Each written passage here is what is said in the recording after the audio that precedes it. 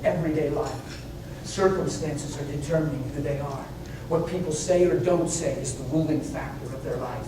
But yet they're good people and they do love God, but don't understand how to make this distinguishing thing in their life. All of a sudden what a man says rules them, or what a man doesn't say rules them.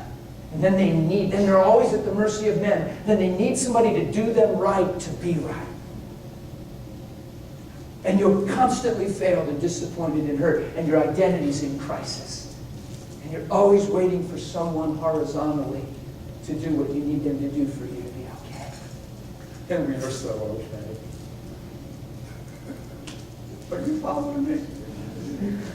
See, you don't owe me anything. You don't even have to appreciate me. You never have to thank me. You don't even have to like me.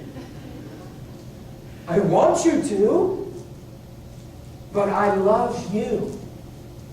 You don't owe me anything. Love doesn't say, I love you. Do you love me? That's what we grew up saying. That's what most relationships consist of, even in the church. What? Don't you love me? I love you. Don't you love me? What you're saying is, I love you for me.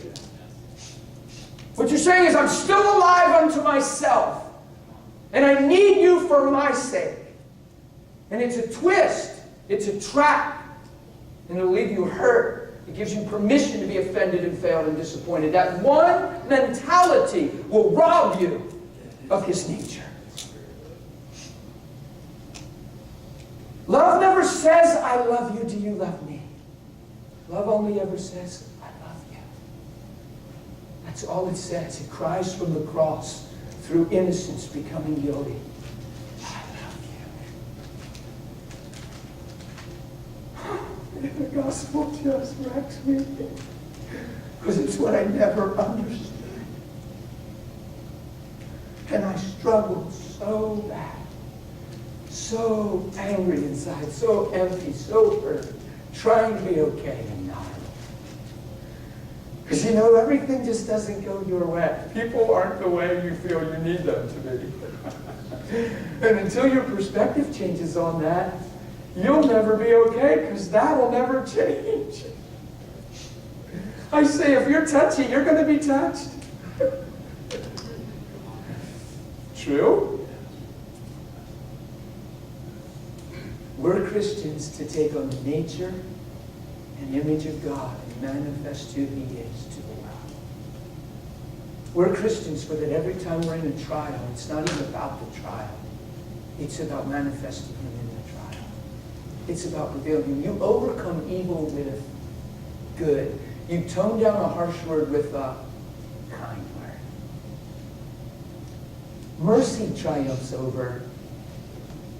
When you don't give men what they deserve in the natural, but you love them, show them mercy, we're afraid psychologically you're enabling that.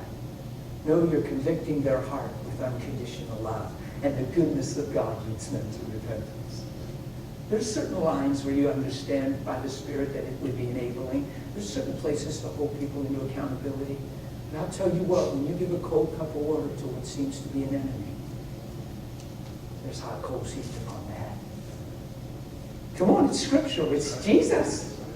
I taught it last night with Malchus and his ear getting cut off. He's there to kill Jesus in the garden with the clan. And Jesus fixes the guy's ear that his disciple chopped off. So instead of getting his disciples around him to protect him and keep him from these mean and wicked men, he rebukes his disciple for acting like them and then heals the guy that he hurt.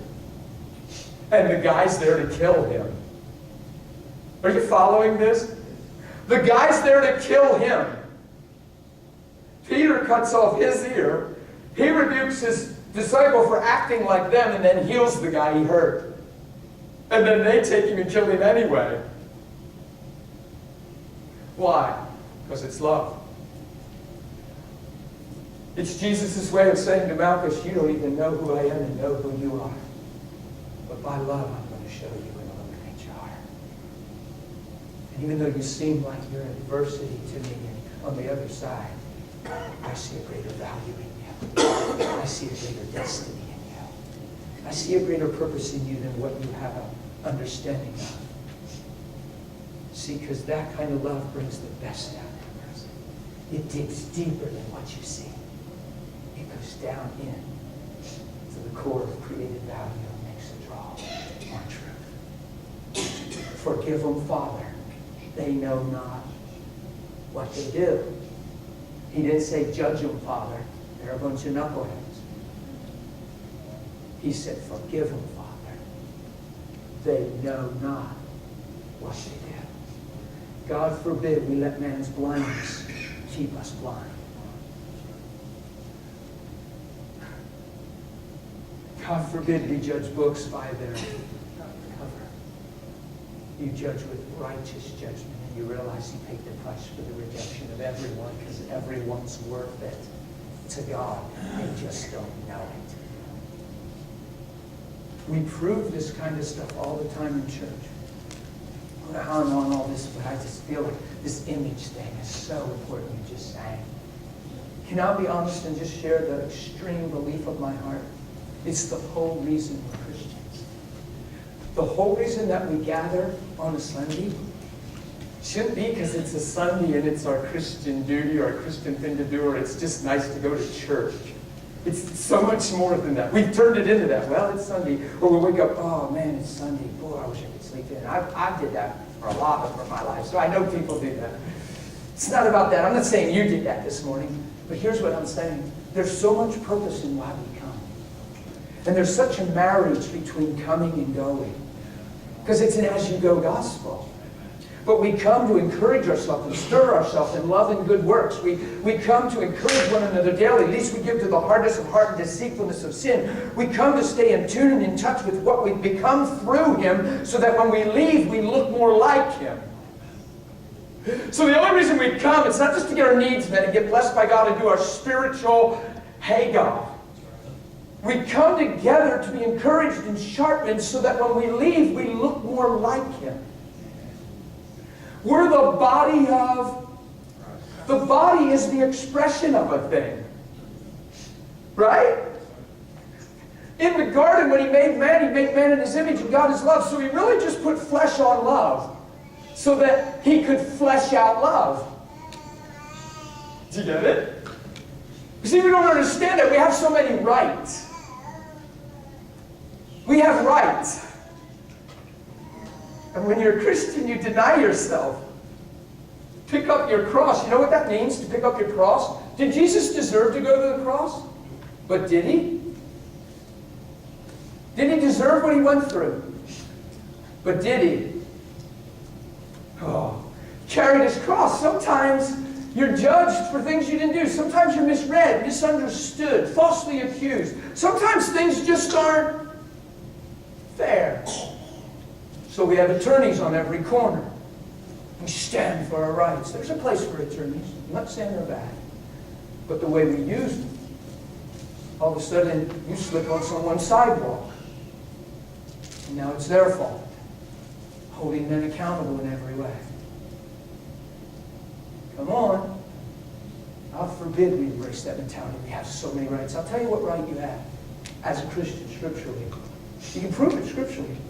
You deny yourself. That means you lay down your rights to possess what?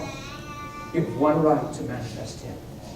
Mercy woke you up today to give you another opportunity to manifest Him. That's why you're alive. Let us make man in our... We've made it all about us. The fall of man did that. Selfish, self-centered, self-preserving, self-concerned, attitudes, issues, whatever. That's man. That's the fall of man. Anybody can live that. Anybody can do that. It doesn't make you macho to live that way. You know, I gave him a piece of my mind. How much can we really give? Well, I gave him a piece of my mind. How'd you